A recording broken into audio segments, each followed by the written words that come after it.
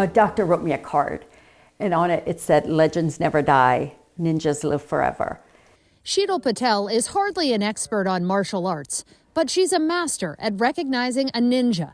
For nearly 30 years, she was married to a man who was considered one. He got his name because he could come in and do the impossible. And he was like, "That's because I'm a ninja, I'm in and out." Dr. Henry Patel was a stealth operator in the operating room, a renowned North Carolina cardiologist with a heart of gold. He was a super specialist in implanting pacemakers and defibrillators. And he loved his job, probably as much as he loved us. A love of family and medicine that wouldn't last beyond 53 short years. In July 2020, with a half day available on his busy schedule, Dr. Patel booked a quick and routine dental procedure at this Wilmington practice. Records obtained by our national investigative team show oral surgeon Dr. Mark Austin sedated Patel, then began a simple dental implant with 2 assistants by his side.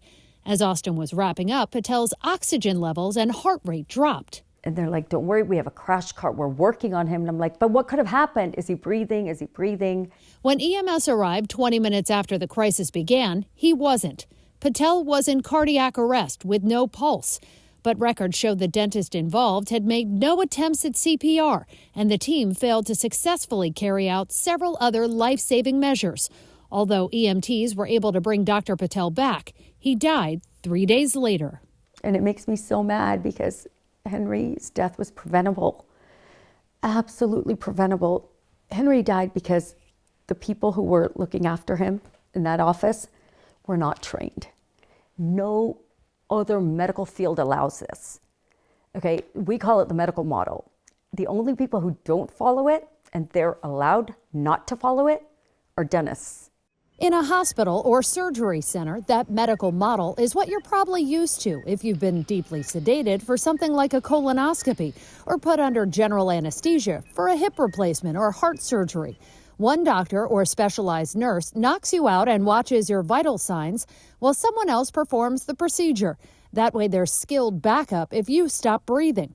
But when you go to your dentist's office, state regulations nationwide often allow them to do something other medical professionals generally do not: handle both anesthesia and surgery. Why do you think it is that dentists, we assume they can multitask and do both things at once? I don't think anybody can sedate somebody safely and perform a procedure at the same time. You have to concentrate on what you're doing, right? I honestly don't see how you can do that and operate in the mouth and truly recognize when things have gotten out of hand. Dr. Charles Cote, professor emeritus of anesthesia at Harvard Medical School, has spent decades looking at what happens when it does, examining cases where dental patients have died or been seriously harmed.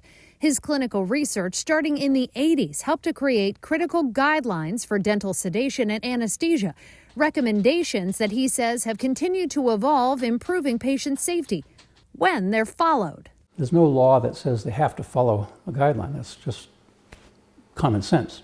Common sense guidelines that Cote explains recommend a dentist doing surgery under deep sedation or general anesthesia should be accompanied by another provider with specific airway rescue training, be it another oral surgeon, an anesthesiologist, or a nurse anesthetist, with both people specially trained for emergencies.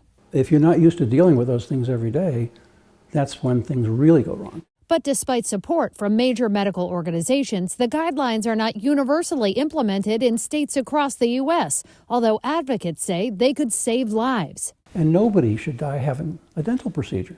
But deaths can and do happen in the dentist chair, with a 2015 study finding dental deaths and brain injuries linked to deep sedation and general anesthesia most likely to happen more than once a month. Our national investigative team looked more recently, spending months digging up dental anesthesia and sedation cases nationwide where patients died or were seriously hurt.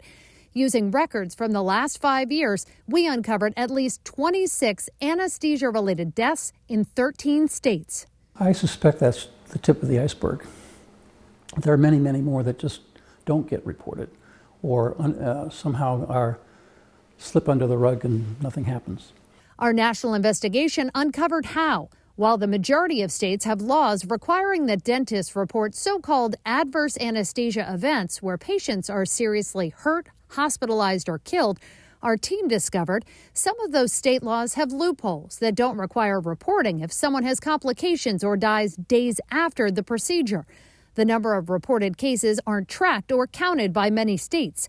Dentists don't always report when required, and even when they do, it's often confidential, with most states only making cases involving anesthesia deaths or injuries public when a dentist is disciplined, with those files turning up alarming situations. So they never stepped in, and this person dies as a result of lack of oxygen to the brain. Failure to rescue.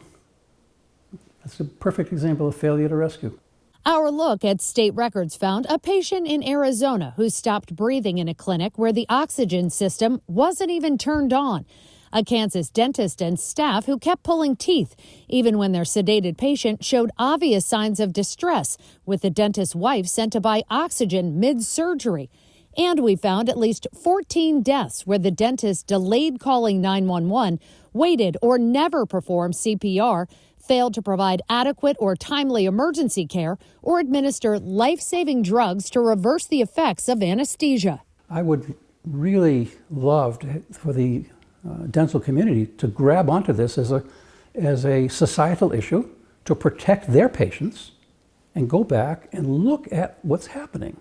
Cote says an analysis of closed malpractice cases would give the dental community a more concrete sense of how often adverse anesthesia events happen, something we asked the American Association of Oral and Maxillofacial Surgeons about. They refused to answer questions about that and other topics, even after originally asking for additional time to respond. Several other major dental lobbying organizations declined or ignored interview requests. Still, Dr. Cote and other medical advocates continue lobbying for that second highly skilled provider to be part of dental surgery.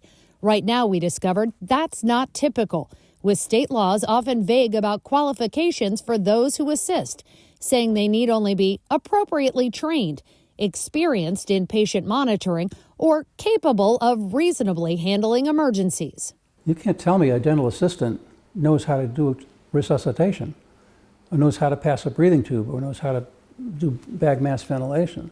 So if states are not being explicit in making sure that those additional personnel have specific qualifications, they're dropping the ball, in your opinion. Exactly. Absolutely. See, that's the language that the dental community wants. We were very blessed. We had a really good marriage. People like Sheetal Patel, the ones left behind after dental surgery disaster, say things need to change.